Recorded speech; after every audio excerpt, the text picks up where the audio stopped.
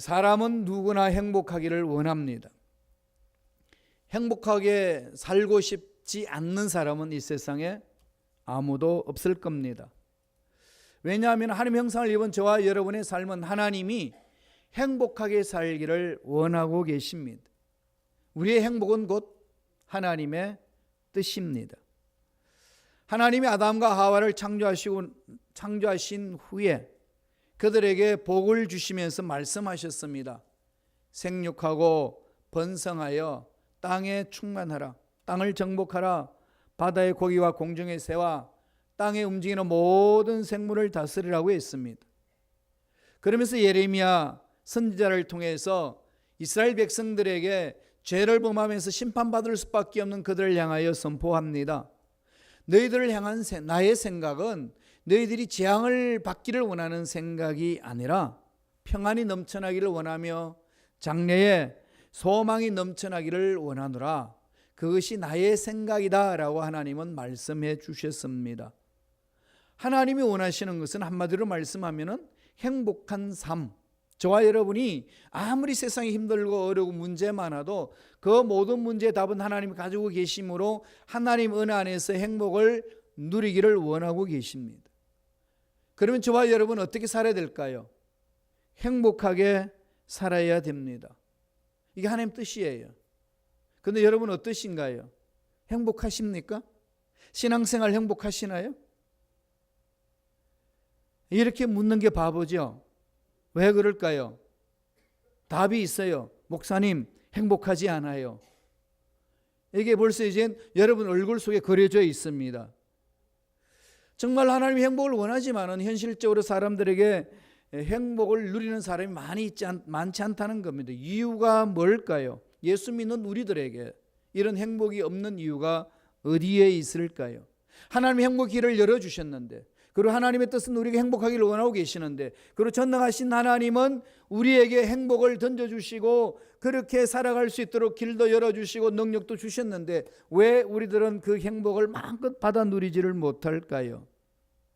원인이 어디 있다고 생각합니까? 그 길을 찾아가고 있지 않다는 거죠.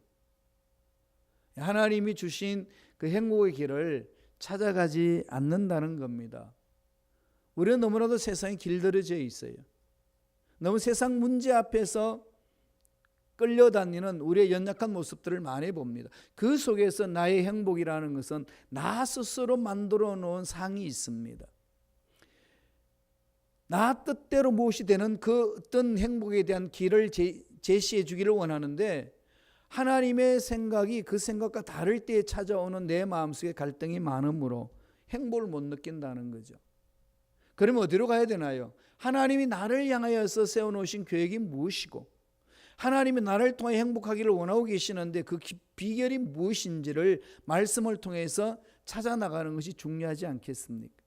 그런 거 다 내려놓으시고 오늘 하나님이 나를 통해서 이루시고자 하시는 일이 무엇이고 정말로 내가 어떻게 해야만이 행복한 삶을 살아갈 수 있는지 오늘 주시는 말씀 속에 귀를 기울이고 행복을 찾아가는 저와 여러분 되길 간절히 축원드립니다. 오늘 말씀 속에 행복한 인생의 비결에 대해서 4가지로 설명을 하고 있습니다. 첫째로 뭘 말씀하시나요? 마음을 기쁘게 하라는 겁니다. 마음이 기뻐야 돼요. 자꾸 외적인 것을 찾지 말고 내 마음의 기쁨이 넘치는지 안 넘치는지를 제일 먼저 그것을 점검하라고 합니다. 아무리 세상 조건이 좋아도 마음이 불편하고 마음이 불안하면은 행복을 못 느껴요. 주신 행복을 못 차지합니다. 누리지를 못합니다. 늘 조급하고 늘 쫓깁니다. 마음이 불안하고 우울하고 가지고 있는 것 자체를 통하여서 만족을, 기쁨을 누리지 못한다는 거죠. 오늘 사도 바울이 로마 감옥에 있으면서 감옥 밖에 있는 빌립보 교인들에게 보내는 편지 속에 우리 인생의 행복의 비결이 뭔지를 말씀합니다. 4장 4절을 볼까요? 원래 빌립보서 4장 4절의 말씀을 다 같이 한 목소리로 천천히 읽겠습니다. 주 안에서 항상 기뻐라. 내가 다시 말하노니 기뻐라. 여기서 여러분 이 말씀을 깊이 묵상해야 될 단어가 있습니다. 어디에서 기뻐라고 이야기하나요? 주 안에서. 우리는 어디에서 기뻐하기를 원하죠? 돈 안에서. 여러분 어떠신가요? 돈이 많이 이렇게 호주머니 있으면 기쁘죠? 아니 기쁘더라고요. 안 기쁘세요? 기뻐요. 봐요. 기뻐되잖아요. 그럼요. 지금 현대 이 국가에서 돈이 많으면 기쁩니다. 그런데 그 기쁨이 지속적이냐는 거죠. 돈을 가지면 더 가지고 싶은 게 인간의 욕심이기 때문에 가진 것 자체로서 기뻐할 수 있는 사람은 이 세상에 없습니다. 전부터 제가 말씀드렸잖아요.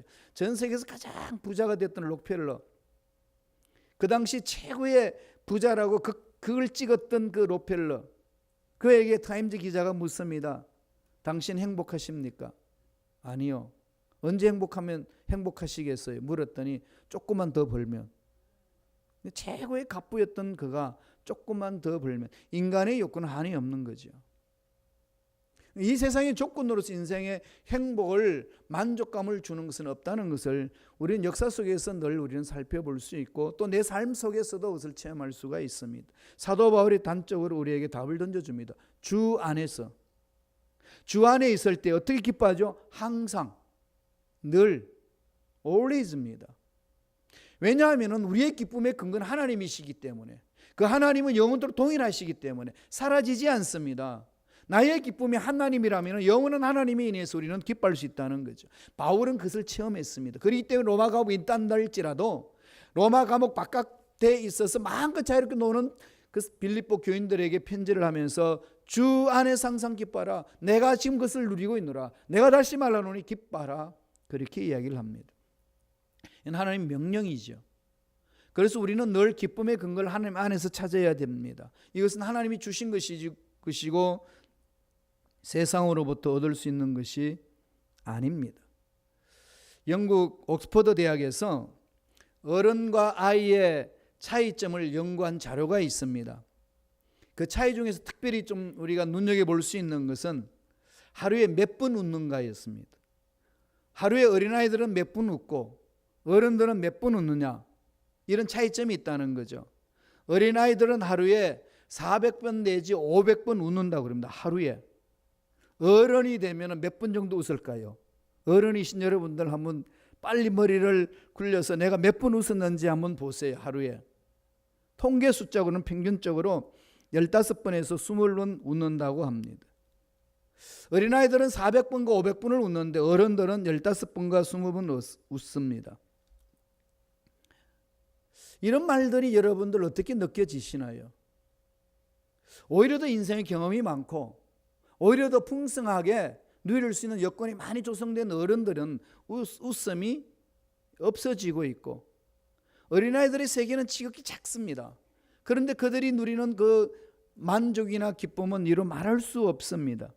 웃음의 빈도가 낮아진다는 것은 그만큼 내 삶에 대해서 만족도가 사라진다는 것이고 웃을 일이 없다는 얘기입니다.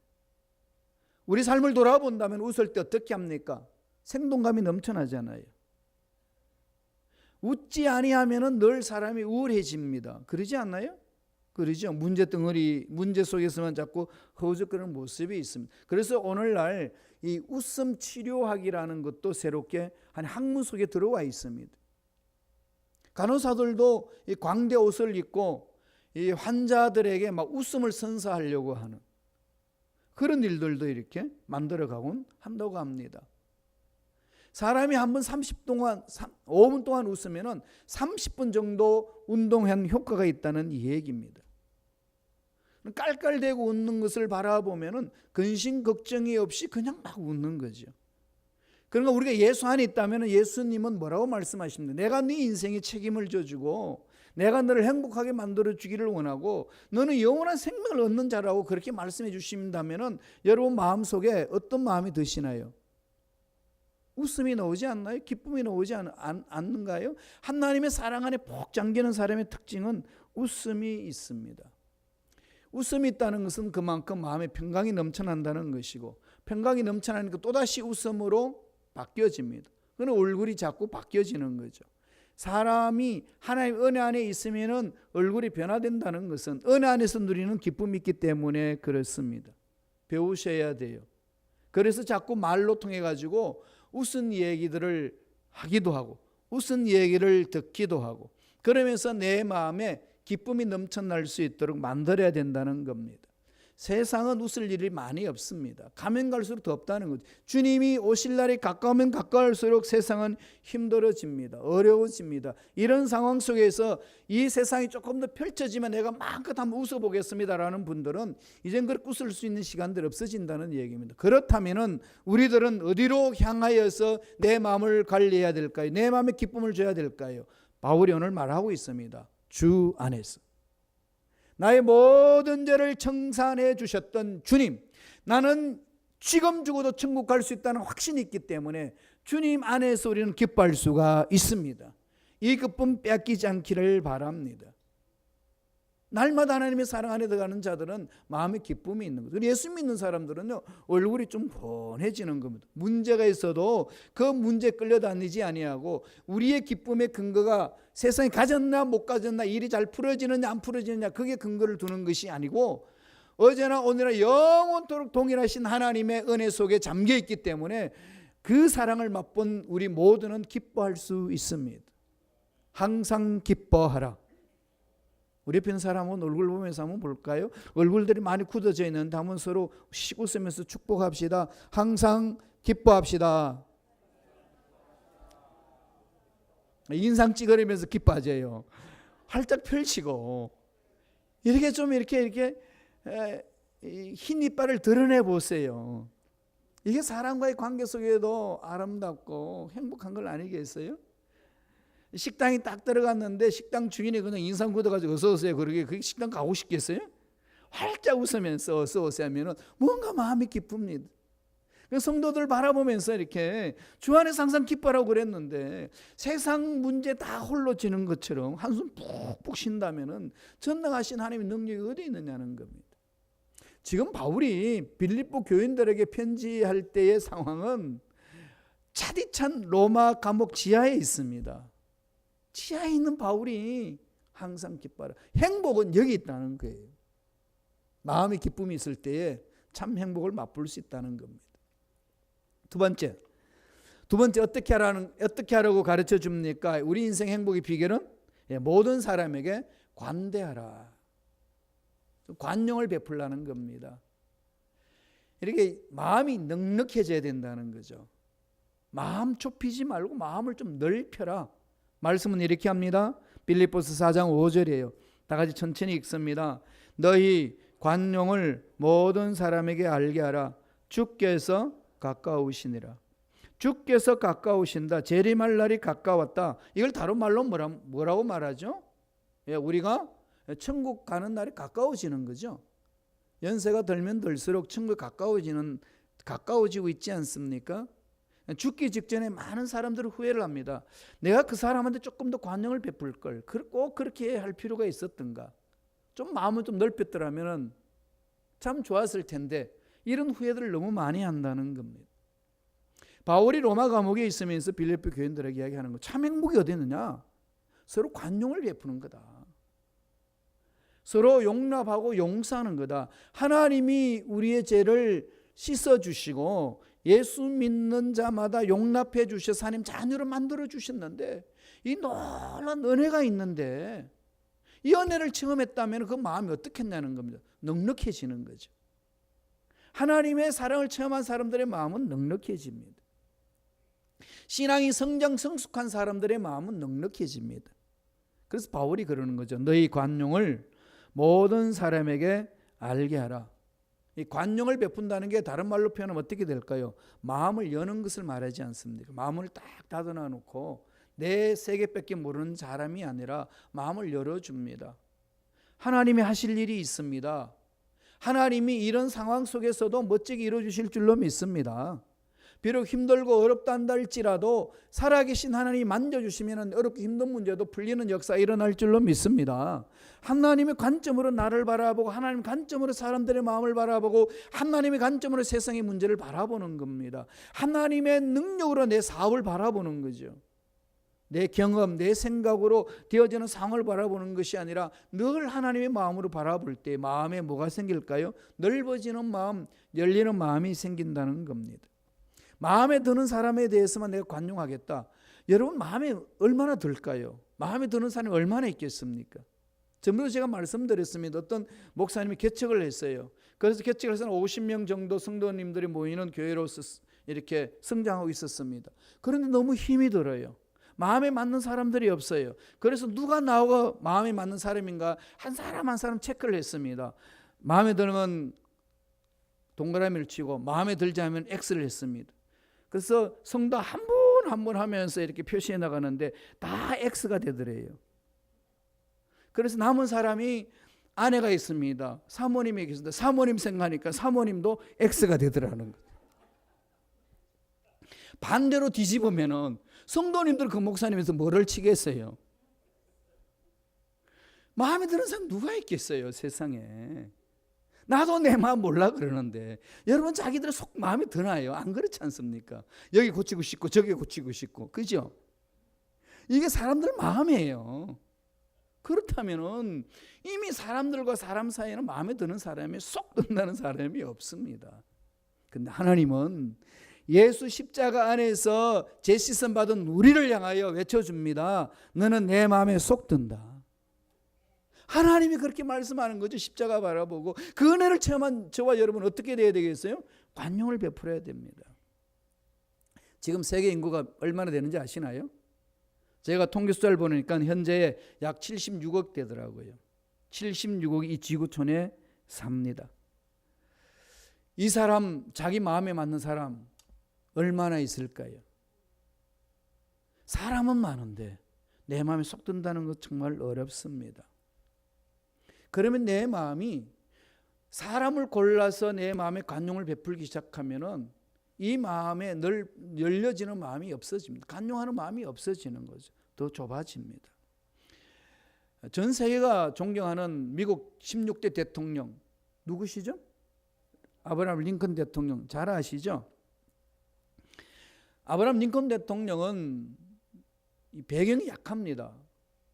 재산이 없는 집안이었고 학력이 없는 집안이었고 정말로 그 빈민굴에서 살았던 그런 사람 아닙니까? 오두막집에 사는. 교육도 제대로 못 받았어요. 그러나 혼자서 독학을 해가지고 변호사가 됩니다. 그런데 미국 사회 변호사 그 당시 생활했던 사람들은 다 부유한 집안의 자녀들이 변호사를 하면서 지냈습니다. 그중에 에드윈 스탠턴이라는 사람이 변호사 시절에 아브라함 링컨 대통령을 엄청나게 모독을 했습니다. 그래서 스탠턴은 그 당시 아주 유명한 변호사였어요. 그는 링컨을 보니까 배우지도 못했고 돈도 없고 생긴 것도 원숭이 같고 이러면서 놀려서요. 원숭이 같은 녀석, 저 따기 시골떡이가 변호사라니 내가 어떻게 저 인간하고 같이 일하랴, 이러면서 늘 놀렸다고 그럽니다. 그리고 나서 아브라함 링컨 대통령 변호사 사무실에 같이 일어났을 때는 무시하는 식으로 그냥 아브라함 링컨 대통령이 나가는 순간에 문을 꽉 닫아버리고, 그땐 대통령이 아니고 변호사죠. 이러면서 그냥 노골적으로 무시를 했습니다. 그런 중에 링컨이 계속 지금 이 선거에 도전을 합니다. 수많은 실패를 하잖아요.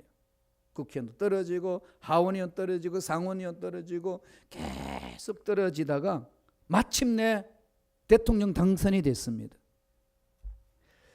대통령 당선됐을 때 국방부 장관을 누굴 임명할 것인가 고민하고 있었어요. 그 당시 가장 링컨 대통령에게 떠오르는 사람이 자기를 원숭이라고 놀렸던 스탠턴이 머릿속에 그려집니다. 걔가 나를 원숭이라고 놀렸는데 그의 능력이 그리운 겁니다. 저울질하는 거죠. 나를 모독한 인간이고 그러나 이 국방장관으로서는 가장 합당한 사람이 스탠턴이다. 어떻게 할 것인가? 여러분 같으면 어떻게 하겠어요? 우리 대통령한테 해봐서 모르죠. 링컨은 스탠턴을 택합니다. 그랬을 때 참모진들이 난리가 났습니다. 각하. 지난날 스탠턴이 각하에게 행했던 행동을 아십니까?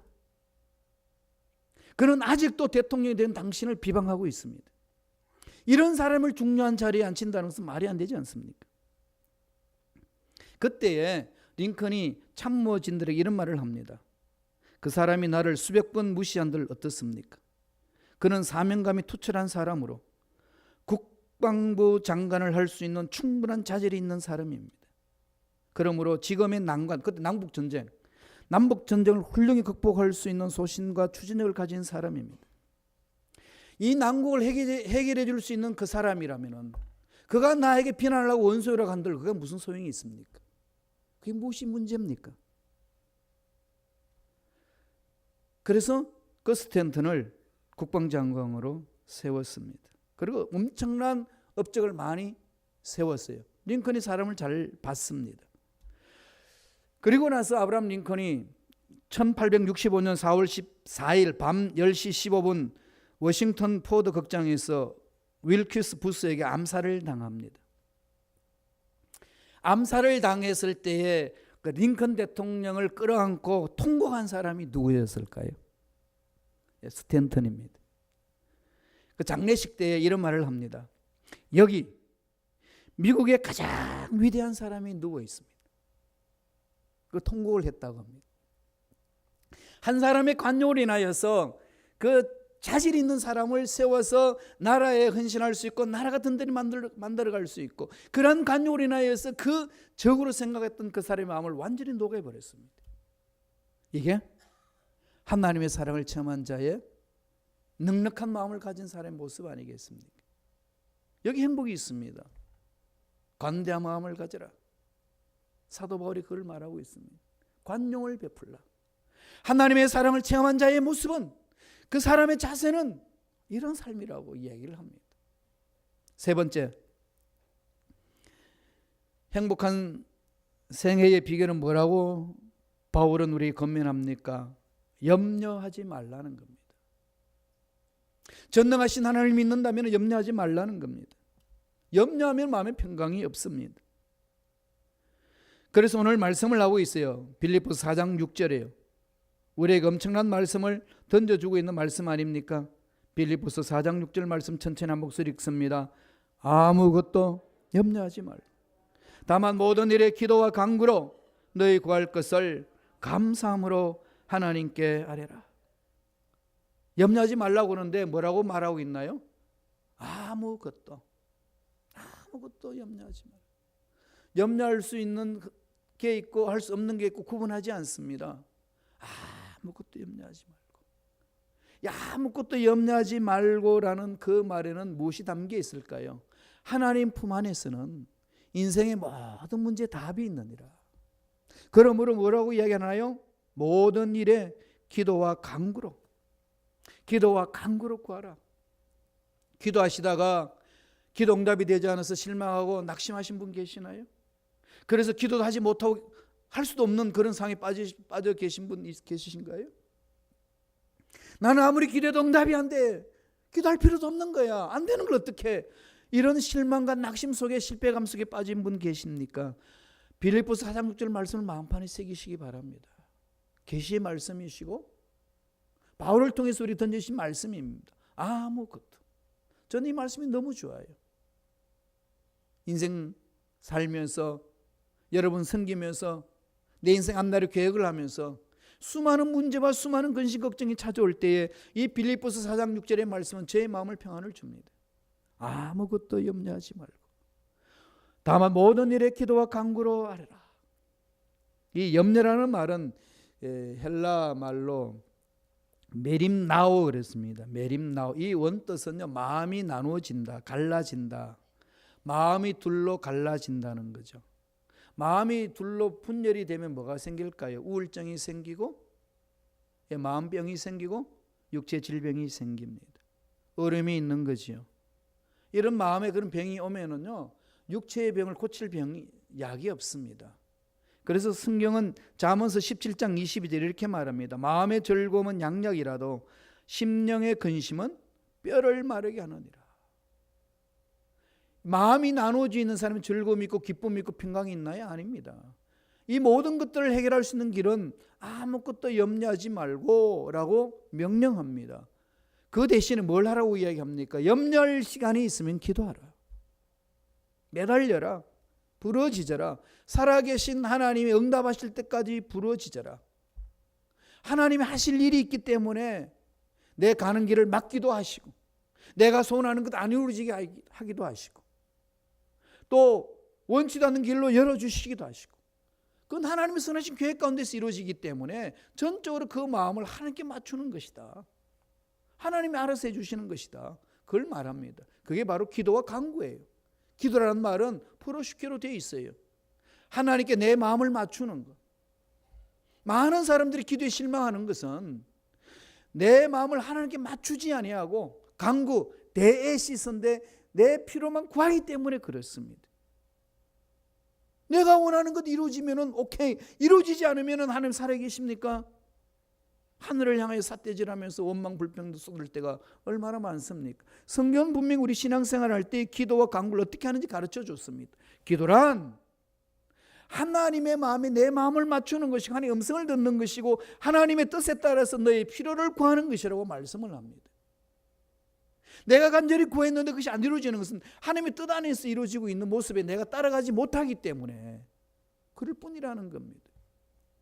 그러나 하나님이 세워놓으신 계획은 1.1획도 변함이 없을 뿐만 아니라 실패가 없다는 이 얘기입니다. 다 이루어주신다는 거죠. 내 인생에 이해할 수 없는 일들 하나님의 은혜 안에서는 다 이루어진다는 것을 말합니다. 그럼 염려하지 말라는 거죠. 전적인 하나님의 능력에 집중하라는 겁니다. 자꾸 그렇게 가셔야 돼요. 지금 이 미국 땅이 여러 가지로 힘들고 있지 않습니까? 9.11 사건 이후에 미국 경제도, 다음에 이 문화 영역이나 다음 종교적이나 다음에 치안 문제라든지 여러 가지 어렵습니다. 특별히 이번 이민자들의 삶이 정말로 쉽지 않습니다. 더 어려워지고 있는 상황 아니겠습니까? 이 정부가 들어와서 이러할 때 여러분 근심 걱정거리가 한두 가지 아니지 않습니까? 어떻게 해야 합니까? 오늘 바울의 말씀을 마음판에 새겨야 됩니다. 염려하지 마라. 하나님께 마음을 집중하라. 하나님은 마음에 뜻을 두시고 계획을 하시고 뜻대로 이루어져 나간다. 그런 마음을 하나님께 집중하고 매달리라는 겁니다. 여러 가지 어려운 문제가 있고 힘들 때에 저와 여러분들이 해나가야 될 것은 염려, 근심, 걱정 빠지기 전에, 아니 염려, 근심, 걱정이 있을 만할 시간에 기도와 간구로 부르짖는 겁니다.